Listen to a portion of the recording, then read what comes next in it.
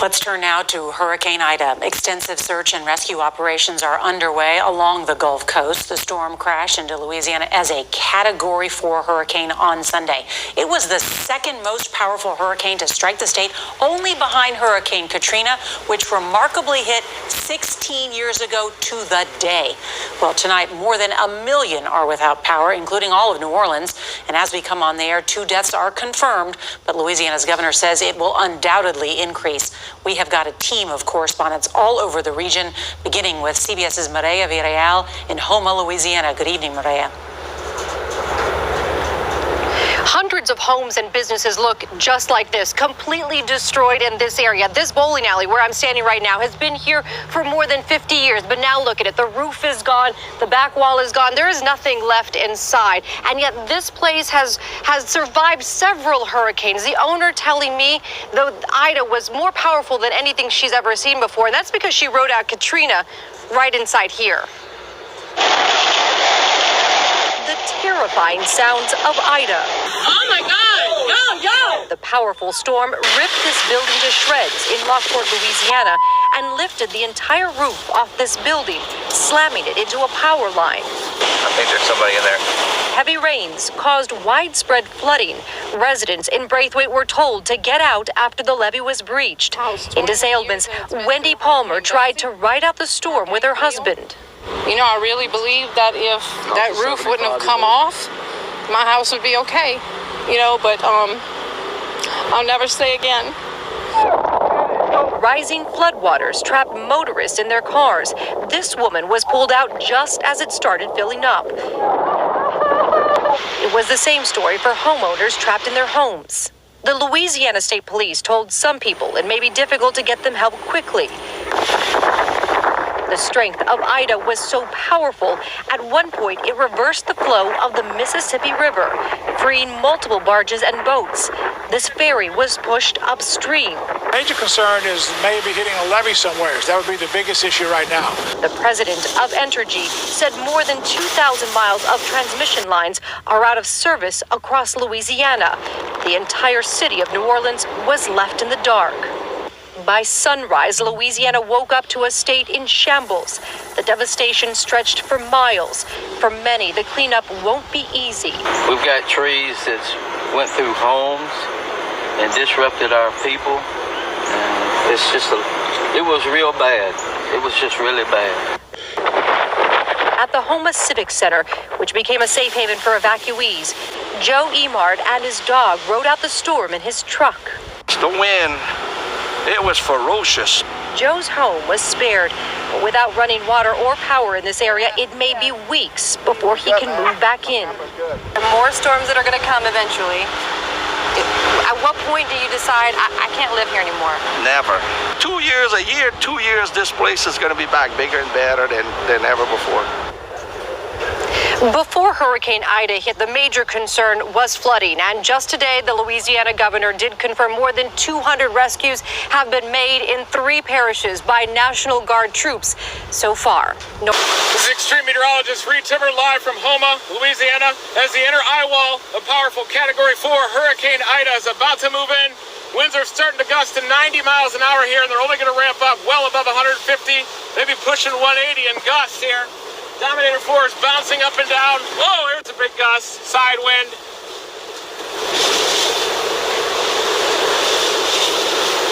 Poles are wobbling, big time wobbling poles out here, and this is nothing. It's gonna get a lot stronger than this out here in Houma as the inner eye wall is about to come in. I just had a massive roof lift up over my head, hit a power pole and slice it in half, and that was probably with 80 or 90 mile an hour winds. So we're gonna be 150 to 180 in gusts.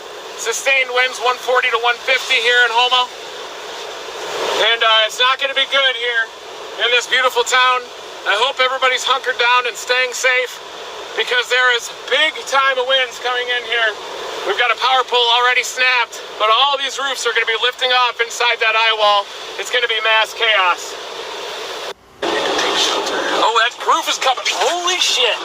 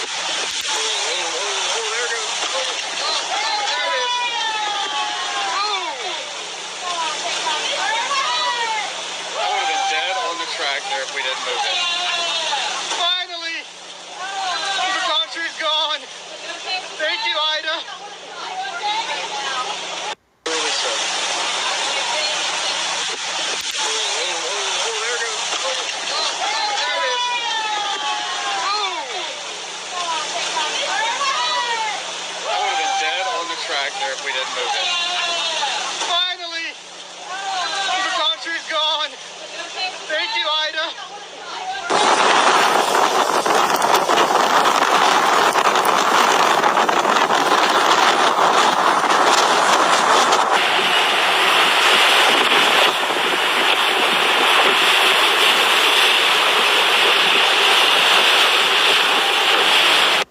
AT&T is reporting that 40% of its wireless network in Louisiana is down. 60% is operating normally, but still we can clearly tell that is having a big impact in the state. Also this, more than 1 million customers through power customers, electrical customers throughout the state without power right now at this hour. The town of Houma has been especially hard hit. Raging winds causing extensive damage. CNN's Jason Carroll is there for us live once again. Jason, show us what you're seeing. Well, first of all, Kate, the best way to describe it is no matter where you look in this section of Houma, there seems to be some form of destruction. Take a look behind me. That particular house, just a few moments ago, had an opportunity to speak to the man who grew up in that house. That was a house yesterday before Ida took her wrath and took her toll on this community. He says he grew up here. It's been in his house, in his family, since his great-grandmother lived there. They came out there today to salvage what they could. It was heart-wrenching. He used to get his hair cut right across the street there at that barbershop. You can see the roof is gone, the barbershop nearly destroyed. Right next to that, though, that house still standing. Spoke to the man who lives there. He rode out the storm, decided to stay there with his wife. He did not want to evacuate. He said he had ridden out storms in the past and thought he could ride out this one. Part of his roof is gone. The carport is gone. He said at one point it got so bad yesterday, Kate, he got down on his knees and prayed. Well, I just home, but it was scary though, you know. And me and my old lady prayed and whatnot, and got on our knees, asked the Lord to take care of His sparrows and protect us. You know what I mean? Give us another opportunity to breathe. You got down on your knees and prayed? Yes, sir. Yes, sir. Definitely me and my wife. Aaron. Yeah, and so Kate, again, no matter where you are in this town, it seems like you turn around and there's more destruction. Take a look on this side over here. The roof on that building there, part of it gone. Behind us here, if we just whip around very quickly, you can see the destruction in that direction. It's every direction you look at, Kate. I spoke to one man who lives just around the corner from here. He waited out the storm as well. Basically heard a loud noise. He said he woke up at one point, went outside, and saw that a roof had landed on right next to his house. What he's trying to figure out this morning is whose roof is it? You look around, there are roofs that are missing in so many different directions. I asked him as well, why did you decide to stay? He didn't want to leave his pets. So he decided to stay. But again, here in Houma, whether you look in this direction out here, the next direction over there, again, it's just destruction and some form of destruction nearly everywhere you look. Tonight, this is Houma, a hurricane-beaten, wind-battered shell of a city I've ever been through. I'm never staying home again, I tell you that. I'm definitely going to evacuate. I'm never going to chance this again.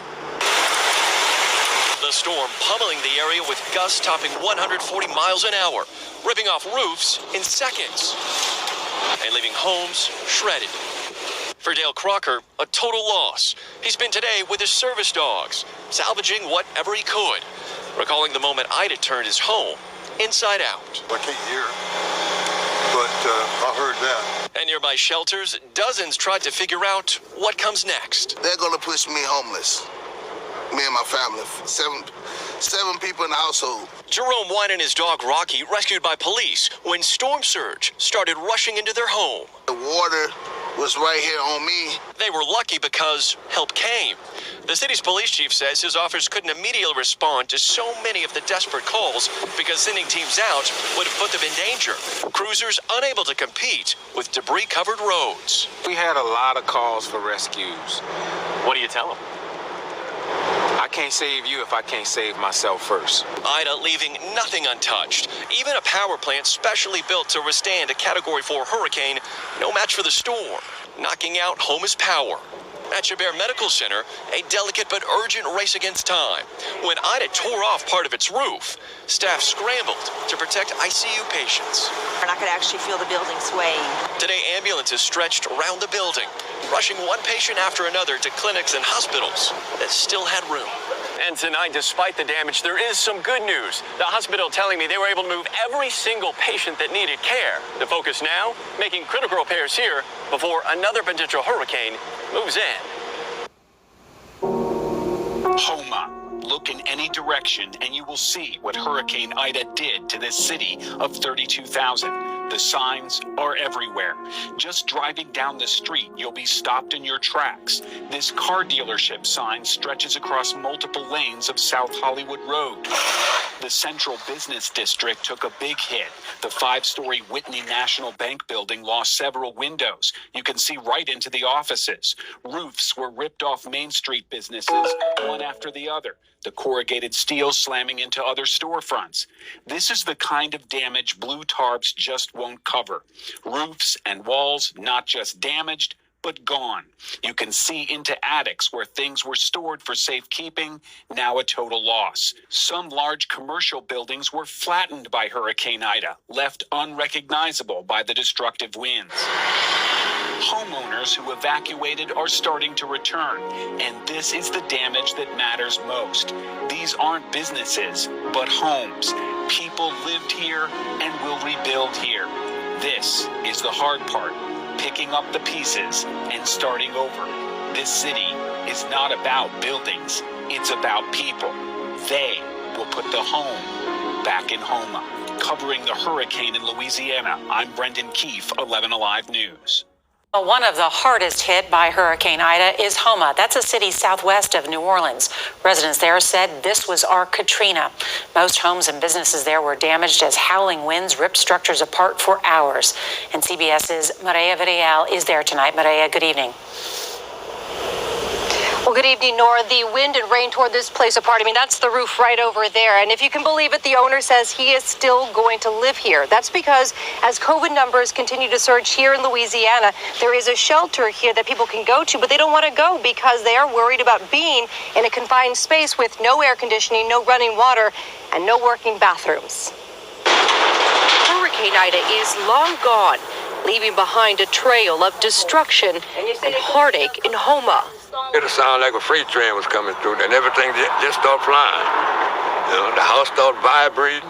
70-year-old Theophilus Charles rode out the Cat 4 storm inside his childhood home, watching as it was ripped apart.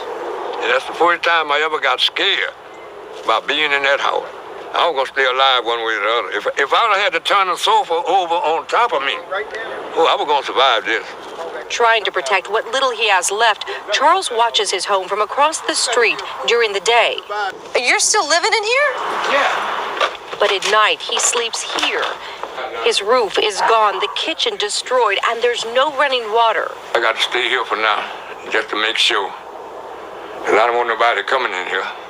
Many of the 32,000 people here are like Theophilus Charles, living without power or clean running water, making distributions like this essential to surviving. Our supplies are running low on water, and there's no stores open. And if you have to go to the store, you have to drive at least an hour away. Stay strong. We'll make it. After living in this trailer for 21 years, Ida left Frank Marshall with nothing. That's what scares me, you know? No family. Reality settling in as the sweltering heat returns. Do you have anything left? I got some clothes left. Refrigerator, stove. Oh, that's gone. It's too much for me to fix by myself. Adding insult to injury, a lot of homeowners tell me they don't have insurance, so they have to rely on FEMA. Temporarily, that means staying in a shelter, an apartment, maybe even a hotel. But long-term fixing something like this up could take months, if not longer. Nora? Maria Villarreal, thank you.